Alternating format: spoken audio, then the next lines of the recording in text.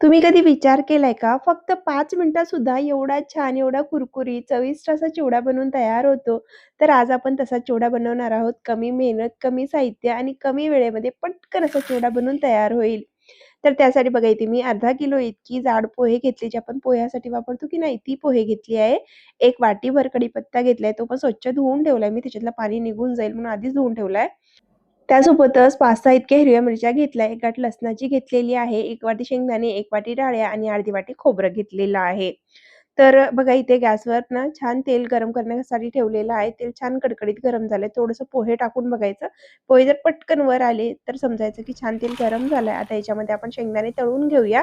तर अशा प्रकारची एखादी जर चाळणी असेल ना तुमच्याकडे, त्या चाळणीने तळून घ्या. म्हणजे चाळणीने तळायला सुद्धा सोपं जातो आणि कमी वेळेमध्ये तेल पण खराब होत नाही आणि कमीत कमी वेळेमध्ये छान तुमचा चिवडा पटकन बनून तयार होतो. नसेल तर तुम्ही डायरेक्ट तेलामध्ये टाकून तळलं तरी चालेल.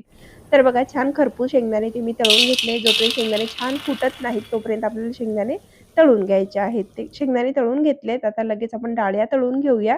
1 ते 2 मिनिट लागतात, जास्त वेळ लागत नाही. कारण तेल छान कडकडीत गरम केल्यानंतर खूप जास्त वेळ पण तळायचं नाही. 1-2 मिनिटापर्यंत तळायचं आणि त्यानंतर पटकन काढून घ्यायचं. नाहीतर एकदम जास्त तळत बसणार तर कडवट लागतो चिवडा. तर बघा आपल्या डाळ्यासुद्धा छान तळून झालेला आहे. तो पण आता काढून घेऊया आणि लगेच खोबरं पण आपल्याला तळून घ्यायचं आहे. खोबरं तळत असताना ना थोडंसं पटकन तळायचं, जास्त वेळ लावायचं नाही. नाहीतर ना खोबरं पण पटकन जळतो.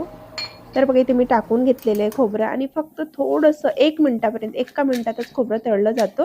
गॅस एकदम कमी ठेवायचा आणि कमी गॅसवर सगळं आपल्याला तळून घ्यायचं आहे.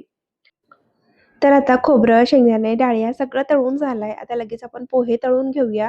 तर पोहे तळत असताना तेल आधी कडकडीत गरम करा आणि गॅस पण फुल ठेवा. त्याच्यानंतरच त्याच्यामध्ये पोहे तळायला टाका.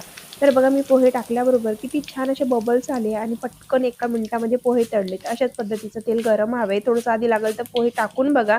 पोहे जर छान तळले त्याच्यानंतर तुम्ही पोहे तळायला घ्या. तर बघा पोहे आपले छान तळले आहेत. अशाच पद्धतीने थोडे-थोडे करून सगळे आपल्याला पोहे इथे तळून घ्यायचे आहेत. तर तुम्ही बघू शकता किती छान असा पफ झालाय. मस्त असे कुरकुरीत पोहे तळलेत. जर तेल थंड राहिलं ना एकदम चपटे होतील आणि व्यवस्थित तळले जात नाही पोहे.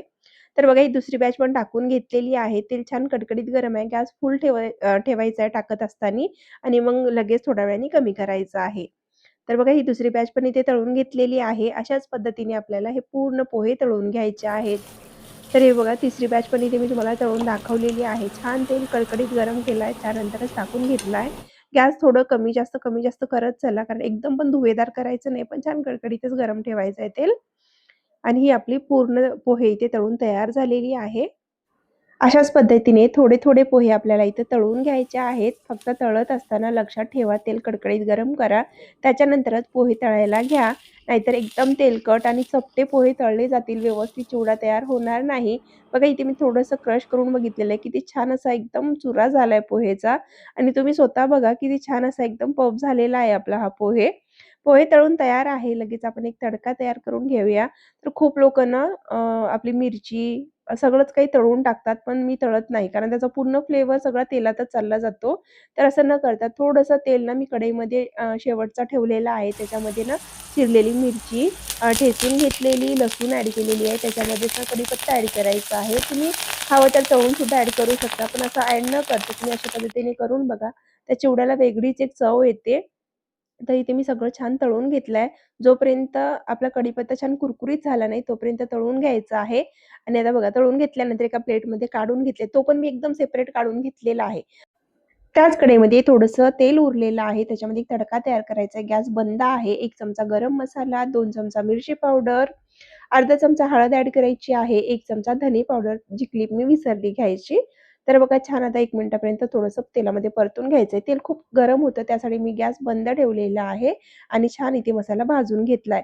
आता बघा जे पोहे तळलेत ना त्याच्यामध्ये शेंगदाणे, डाळ्या आणि त्यासोबतच खोबरं पण तळून घेतलंय. तो पूर्ण आपल्याला ॲड करायचा आहे. त्याच्यामध्ये आता जी मिरची, कढीपत्ता आणि लसूण तळून घेतलेली आहे ती पण ॲड करायची आहे. त्याच्यानंतर आपल्याला हे हाताने सगळं मिक्स करून घ्यायचं आधी.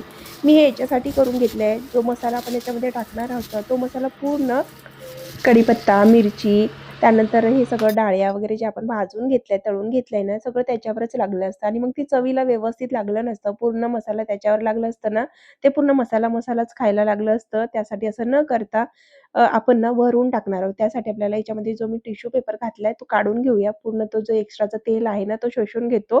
त्यासाठी ते मी टाकलेलं होतं. ते पूर्ण काढून घेतलेलं आहे आणि हाताने आधी मी हे सगळं मिक्स करून घेणार आहे. त्यानंतर जो आपण मसाला तयार केलेला आहे ना, तो मसाला याच्यामध्ये ॲड करून घेणार आहोत.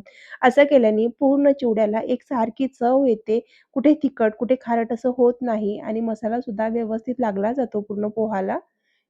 तर बघा इथे मी पूर्ण मिक्स करून घेतल्यानंतर जो आपण मसाला तयार केलेला आहे, तो ॲड केलेला आहे. आता परत एकदा आपल्याला हाताने हे छान मिक्स करून घ्यायचं. आधी थोडंसं मी चम्मचने करून घेते, म्हणजे तिखट आहे जे हाताला आपल्याला लागणार नाही.